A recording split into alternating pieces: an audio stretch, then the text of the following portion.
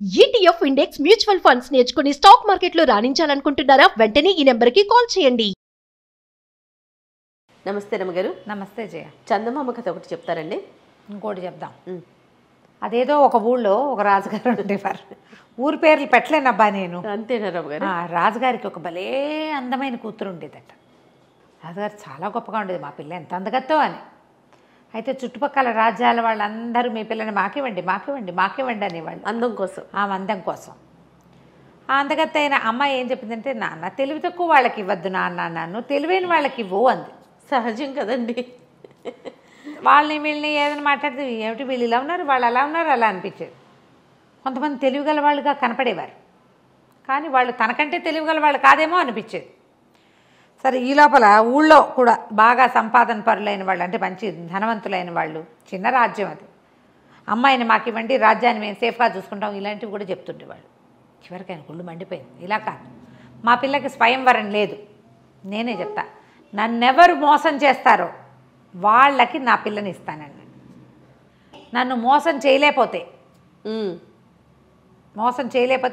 100 కొరడ దెబ్బలు బడికి అని చెప్పాడు. అయినా సరే రాజకుమార్తె తాలూకు సౌందర్యం పట్ల ఆసక్తితోటి వారా వీరా వచ్చేవాళ్ళు రాజుగారికి ఏవో ఒకటి పిచ్చి మాటలు చెప్పి ఆయన్ని మోసం చేయలేక ఆయన్ని బోల్తా కొట్టించడం వాళ్ళ వల్ల గాక కొరడా దెబ్బలు తినిపోయేవాళ్ళు. క్రమంగా యువరానికి పెళ్ళవుతుందని ఆశ కోల్పోయారు జనాలు. రాజుగారు అతి తెలివి కలిగిన వాడు. ఆయన మోసం చేయడం అంత ఈజీ కాదు. ఎలాగా? సరే, ఈ ఊళ్ళో ఒక వ్యాపారస్తుడు ఉన్నాడు. మంచి డబ్బులున్నాయి ఆయనకి. ఆ పళాన 2-3 రాజ్యాలు కొనేయగలడు ఉన్న పళాన. అయితే ఆయనకి 3 అబ్బాయిలు ఉన్నారు. పెద్దవాళ్ళు ఇద్దరు మంచి చురుకైన వాళ్ళు. వ్యాపారం 3 పువ్వులు 6 కాయలు 16 పువ్వులు కూడా చేసి పారేశారు. మూడో వాడి పేరు బుద్ధుడు. వాడికి ఏం రాదు, వాడు ముద్దురా చిప్ప. ఏదో చేసుకుని ఆడుకుంటూ ఉండేవాడు. ఉత్సాహం లేదు వాడికి, ఏమీ వ్యాపారంలో అసలు ఆసక్తి లేదు. సరే, లాభం లేదని ఈ రాజుగారు, ఈ వ్యాపారస్తుడి కొడుకులు అన్నారు, నాన్న రాజుగారు అంతు చూసి మేము రాకుమార్తెను పెళ్లి చేసుకుంటామని పెద్ద అబ్బాయి వెళ్తానన్నాడు. అనేసరికి సరే పంపించాడు. ఆయనకి ఏంటంటే తన కొడుకుల తెలివి మీద చాలా నమ్మకం ఉంది. ఆయన ఎక్కువ నమ్మాడు. మరి నమ్మి, వెళ్ళరా నువ్వైతే సాధించుకొచ్చేస్తావు, క్షణం నీకు ఎంతసేపు రాజును మోసం చేయటం, నీకు చిటుకలో పని వెనతో పెట్టిన విద్య, అలాంటివి చెప్పి పెద్ద అబ్బాయిని పంపాడు. పెద్ద అబ్బాయి వెళ్ళాడు, రాజుగారి దగ్గరికి వెళ్ళి కూర్చున్నాడు. రాజుగారు రెడీగా ఉన్నారు. అదేంటండి ఆ చిలక ముక్కు ఆ రంగులో ఉంది అన్నాడు. అనేసరికల్లా ముక్కు ఆ రంగులో ఉండేటువంటి, నీ కళ్ళే ఆ రంగులోనే, చిలక ముక్కు ఎర్రగానే ఉంటుంది, నన్ను అడు తిప్పలేవు పో అనేసాడు. ఆ చిలక ముక్కు ఆ రంగులో ఉందనగానే ఏది అంటాం మనం సహజంగా. పారలేదు, చిలకలు భలే ఉన్నాయి అన్నాడు. దానికి పారలేదు. ఆ బాతులు ఒక్క కాలు మీద నడుస్తున్నాడు. బాతులు ఒంటి కాలు మీద నడవటం ఏంటి? మన ఊళ్ళో ఉన్న బాతులన్నీ ఒకేలా నడుస్తాయి. ఇక చిలక లేదు, బాతు లేదు, ఎలుక లేదు, ఏం చేసినా ఆయన వినట్లేదు, పంపించేశాడు. రెండో వాడు కూడా నేను వీడికి 100 కొరడా దెబ్బలు విధించి 6 నెలలైనా కోలుకోలేని రకంగా చితకొట్టి పంపించారు. రెండో వాడు కూడా ట్రై చేస్తానన్నాడు. రెండో వాడు ట్రై చేస్తాట. రాజుగారి దగ్గరికి వెళ్ళి కూర్చున్నాడు. మన దూరంగా ఉన్న కొండ మీద ఉన్న మొక్కలు నీలంగా కనపడుతున్నాయి. మామూలుగా ఆకుపచ్చగా కనిపిస్తాయి కదా, చూడండి నీలము ఆకుపచ్చ ఎలా కనిపిస్తుందో అన్నాడు. నేను చచ్చినా చూడను, నేను రోజు చూస్తా ఆ కొండకేసి. ఇవాళ కొత్తగా నీలంగా ఎలా అయిపోతుంది, ఏప్రిల్ ఫుల్ చేయడానికి నా దగ్గర ఈ ఆటలైన సాగమనేసాడు రాజు. అలా చిన్న మాటకి లొంగడు, పెద్ద మాటకి లొంగడు. వీళ్ళు కూడా రాజొట్టి పిచ్చివాడు అనుకుంటున్నారు, కానీ ఇలాంటి వాళ్ళని బోల్డ్ మందిని చూశాడు. వ్యాపారంలో తిమ్మిని బమ్మిని చేయటం వేరు, ఒక వ్యక్తిని బోల్తా కొట్టించడం వేరు. అంతేగా, అది స్ట్రాటజికల్గా వెళ్తుంది వ్యాపారం. మనుషుల్ని మోసం చేయటం జిత్తులు మారితనంతో వెళ్ళాలి, అది కుదరలా. సరే, వాడు కూడా దెబ్బలు తిని వచ్చేసాడు. మూడో వాడు నీ కూడా పోయేస్తాను నాన్న అనగానే వాళ్ళ నాన్న అన్నాడు, ఒరే మహామహులు వీళ్ళిద్దరూ, ఉద్దండ పండితులు, వాళ్ళే హ్యాండిల్ చేయలేకపోయారు, బుద్ధుడివి నీ వల్ల ఏమవుతుందని ఒట్టి తింగరవే తవ్వి, తింగరాడివి నువ్వు, నీ వల్ల అసలు కాదు, నీకేమీ రాదు, నువ్వు వ్యాపారమే పట్టుబడలేదు, నీకెందుకురా వృధాగా దెబ్బలు తింటావంటే, సరే ఆ దెబ్బలు ఏమిటో వాళ్ళిద్దరూ తిన్నారు, నేను తినపోతే ఎట్టా, నేను కూడా తింటా అన్నాడు. అనేసి సరే బయలుదేరి వాళ్ళ ఇంట్లో వంకీకి చొక్కాలు అవి తగిలించున్నాయి. ఎప్పటిదో ఒక పాత టోపీ కుళ్ళాయి అంటారు దాన్ని, పాతపకాలపు భాష అంటే ఇట్లా నెత్తి మీద పెట్టుకుంటే ఇట్లా పక్కకి వేళ్లాడే తోకలాంటిది ఉందన్నమాట దానికి. కుళ్ళాయి దాని పేరు. పాతది డిప్పలా ఉండి ఇట్లా కోసుగా ఉంటుంది, కోన్లా ఉంటుంది, దాని మించి ఒక్క కుచ్చు వేళ్లాడుతూ ఉంటుంది. పాత కుళ్ళాయిని దుమ్ము దులిపి నెత్తి మీద పెట్టుకున్నాడు. అదెందుకు రా అన్నాడు వాళ్ళ నాన్న. ఏదో ఒక ఉపాయంలే అని చెప్పి కుళ్ళాయి నెత్తి మీద పెట్టుకుని వెళ్ళాడు. వెళ్తూ ఉంటే రాజాస్థానానికి వెళ్తుంటేనే ఒక కుండలమ్మి కనపడింది. అమ్మి ఎక్కడికి కుండలు తీసుకెళ్తున్నావు అన్నాడు. అమ్మటానికే నాయనా, ఇంకేముంది అంటే ఎంత మొత్తం అన్నాడు. అన్ని కుండలు కలిపి రూపాయి అని. 5 రూపాయలు ఇస్తా, నేను చెప్పిన పని చేస్తావా అన్నాడు. చేస్తానాయన, 5 రూపాయలు ఇస్తే ఎందుకు చేయను అని చెప్పి 5 రూపాయలు చేతిలో పెట్టి చేస్తాను. సరే నువ్వు నా వెనకాలరా అని చెప్పి ఇక్కడుండు నే కేకేసేదాకా రాజుగారి దగ్గరికి వెళ్ళాడు.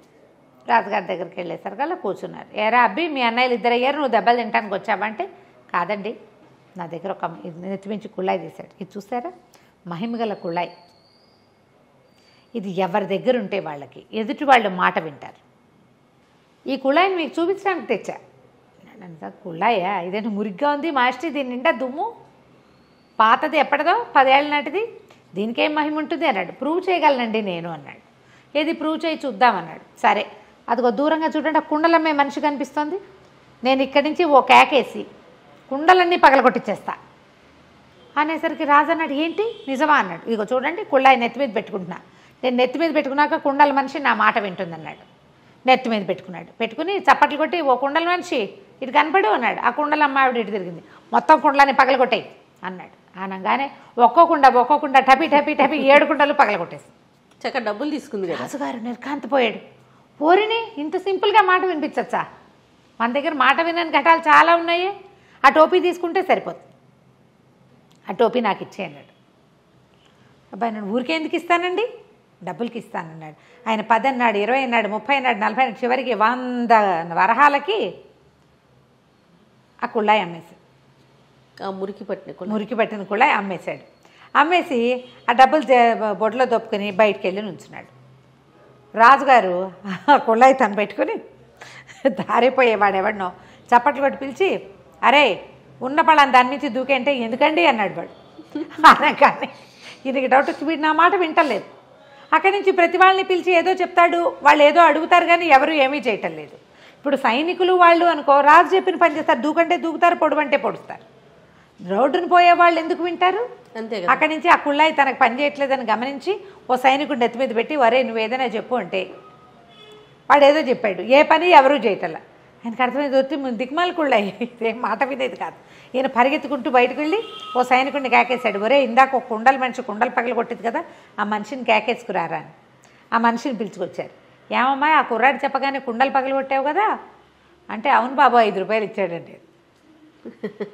అనగానే ఆశ్చర్యపోయాడు. ఇక్కడేమో రూపాయికి 5 ఇచ్చాడు, నా దగ్గర నుంచి 100 పట్టుకెళ్ళాడు. అప్పుడు ఆ కుర్రాడు పక్కన దాక్కున్నాడుగా, వచ్చాడు. మీరు మోసపోయారు కదా, మీ అమ్మాయిని ఇచ్చి నా పెళ్లి చేయండి అన్నాడు. ఈ బోడి మొహంలో ఉన్నాడు, వీడికి ఎందుకు ఇవ్వాలనిపించింది ఆయనకి. అయితే ఏమన్నాడు, అలా కాదు, ఇంకొక పరీక్ష పెడతా, నువ్వు ఎలాగైనా సరే మా మంత్రి ఉన్నాడే ఆయనకి తెలియకుండా బలవంతంగా నా దగ్గరికి తీసుకురావాలి. తీసుకొస్తే నువ్వు మోసగించినట్టు, ఆయన మోసగించి నా దగ్గరికి తీసుకురావాలి ఆయనకు తెలియకుండా అని చెప్పాడు. సరే ఒప్పుకున్నాడు కుర్రాడు. అలాగేనండి అన్నాడు. ఈయన వెంటనే మంత్రికి కబురు చేశాడు, ఫలానా వ్యాపారస్తుడు 3వ కొడుకు బుద్ధుడు అనేవాడు నీ దగ్గరకు వస్తాడు, నువ్వు వాడి మాట వినద్దు, వాడు నీ దగ్గరికి రానివ్వకుండా నేను 100 మంది సైనికుల్ని కాపలా పెడతాను అనేసరికి సరే అన్నాడు. మంత్రి గారింటి చుట్టూతా కాపలా పెట్టారు, వాడిని లోపలికి రానివ్వరు. వీడేం చేశాడు, ఒక గోను సంచి తీసుకుని ఆ గోను సంచిలో కూర్చుని ఆ సంచితో సహా మంత్రి గారింటి ముందు దొరలటం మొదలుపెట్టాడు. మంత్రి గారింటి ముందు దొరలేసరికల్లా, ఎవడరా నువ్వు, ఏంట్రా ఇది సంచితో సహా దొర్లుతున్నావు అని మంత్రి గారు బయటకు వచ్చి అడిగాడు. అడిగితే మూట బొడదీసి చూశారు, వీడని తెలిసి. ఏమిట్రా ఇందులో కూర్చొని దొరుకుతున్నావు? ఇది జ్ఞాన సంచి అండి, ఇందులో కూర్చున్న వాళ్ళకి వీళ్ళు చెప్పిన మాట అవతల వాళ్ళు వింటారు. దొర్లించుకో, ఇందులో ఉండటమే, మనం కాసేపు దొరలేమంటే చాలు అనగానే మంత్రి గారు నిజమా అన్నాడు. అవునండి, అవును, మనం ఏదనుకుంటే అది చేస్తాం. నేను రాజుగారిని మోసం చేశాను ఈ సంచిలో కూర్చునే అనగానే ఆయన మంత్రి గారికి ఉత్సాహం వచ్చింది. ఆయనకి చిన్న మంత్రి హోదాలో ఉన్నాడు, పెద్ద మంత్రి అయిపోవాలని ఉంది పాపం ఆయనకి. అందుకని ఏం చేస్తాడు, ఒరే ఉండరా నువ్వు బయటిరా, నేను కూర్చుంటానని ఆ సంచిలో కూర్చోగానే వీడు మూతి కట్టేసి ఆ సంచి ఈడ్చుకుంటూ తీసుకుపోయాడు. ఆయన లబోదిబో ఆ సంచిలో. ప్రతివాడికి అత్యాస ఉంటుంది కదా, వీడి రాజుగారి దగ్గర తీసుకుపోయి సంచి బుడదీశాడు. అందులో నుంచి మరి మిడిల్ సైజు మంత్రి గారు లేచి నుంచున్నాడు. ఇదేమిటి ఈ సంచిలోకి ఎలా వచ్చిందంటే, అందరూ నా మాట వింటారని చెప్పాడంటే జ్ఞాన సంచి అన్నాడు, అందుకని ఎక్కానండి అన్నాడు. ఎలాగైనా మంత్రిని తీసుకురావాలి, సైనికుల్ని తీసుకెళ్ళి కాదు. ఇప్పుడు దొరికేశాడుగా. రాజుగారు ఏమన్నాడు, దీంతో అయిపోలేదు, ఇంకా ఇంకో పరీక్ష పెడతాను నీకు అన్నాడు. 3వ ట్విస్ట్. సరే అక్కడి నుంచి ఏం చేశారు, యువరాణి మందిరానికి రా నువ్వు కూడా అని చక్కగా తయారు చేయించారు వీడిని పెళ్లి కొడుకులాగా. అక్కడ 70 మంది అమ్మాయిలు ఉన్నారు, అమ్మాయి తాలూకు సేవకురాళ్ళు 70 మంది. ఆ రాజకుమార్తె ముందే చెప్పారు, రాజకుమార్తె ఎవరో నీకు చూపించాం. 70 మంది ఉంటారు, వాళ్ళల్లో రాజకుమార్తెని నువ్వు గుర్తుపడితేనే నువ్వు నీకు ఆమెతో పెళ్ళి, లేకపోతే నీ 100 కొరడా దెబ్బలు తప్పవు.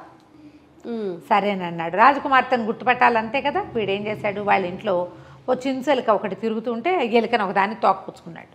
చిన్న సంచులు వేసి దాన్ని పట్టుకెళ్తే సరే రాజాస్థానానికి వెళ్ళాడు. అంతఃపురంలోకి వెళ్తే 70 మంది ఆడవాళ్ళు కనపడారు. అందరివి ఒకటే రకం బట్టలు. రాజకుమార్తె ఆవిడ సేవకురాళ్ళు అందరూ కలిసి వాకిట్లో నుంచునే వాళ్ళతో సహా అందరూ కలిసి ఒకటే రకం బట్టలు వేసుకున్నారు. ఈ గుంపులో రాజకుమార్తెను ఎక్కడ కనిపెట్టాలి? రాజు అన్నాడు, ఇదే నీ ఫైనల్ పరీక్ష. ఇప్పుడు కనుక నువ్వు కనిపెట్టావనుకో పెళ్లి చేస్తా, లేకపోతే భరతం పడతాను నీదే. సరే బాగుంది. ఇంతనబ్బా ఏం చేశాడంటే కాస్త అటు ఇటు చూసి సైనికులందరినీ పక్క పంపించండి, వీళ్ళందరినీ నేను చూస్తానన్నాడు. సైనికులంతా వెళ్ళి బయట నుంచున్నారు. ఓన్లీ ఆడంగులే నుంచున్నారు ఇక్కడ, ఆడవాళ్ళు మాత్రమే. వీడు ఏం చేశాడు, పక్కన చిన్న సంచి దోపుకొచ్చాడుగా, చిన్న చేతి సంచులు ఎలిక పిల్లని దాన్ని తీసి వాళ్ళ మధ్యలోకి విసిరేశాడు. అది చూసేసరికల్లా ఎలిక అది పడేసరికల్లా కేవ్వమని ఒక అమ్మాయికి స్పృహ తప్పి పడిపోయింది. మిగిలిన 69 మంది దానికి సేవలు చేయటం మొదలుపెట్టారు. వీడు పరిగెత్తుకుంటూ పోయి స్పృహ తప్పిపోయిన అమ్మాయి చేయించుకున్నాడు. ఈవిడే రాజకుమారి. బాగుంది. మిగిలిన వాళ్ళందరూ పనిచేసేవాళ్ళు, వాళ్ళకేం భయము, ఎలుకని చూస్తేను కుందేలను చూసి బొద్దింకని చూసి వాళ్ళు ఎందుకు భయపడతారు. అతి సుకుమారైన రాకుమారి మాత్రం ఊరికి ముందు మూర్చపోయింది. అనేసరికల్లా రాజుకి ఇంకేం చేయాలో తెలియలే, తప్పించుకోలేమనిపించేసింది.